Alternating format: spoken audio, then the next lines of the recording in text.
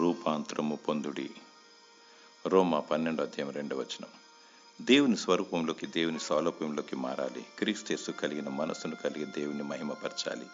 నేను పరిశుద్ధుడను గనుక మీరును పరిశుద్ధముగా జీవించుడని దేవుడు సెలవిచ్చాడు. మరియ ఏ రీతిగానైతే ఉత్తమమైన దాన్ని ఎన్నుకున్నదో అదే రీతిగా ప్రభువైన యేసుక్రీస్తు పాదాల చెంత ఆయన సన్నిధిలో కూర్చోవడం నేర్చుకోవాలి. ప్రతిరోజు దేవుని స్వరం వినాలి, ఆయనతో మాటలాడుకోవాలి, దైవ చిత్తాన్ని నెరవేరుస్తూ ఆయనకు అనుకూలముగా, ఆయనకు ఇష్టముగా జీవించాలి.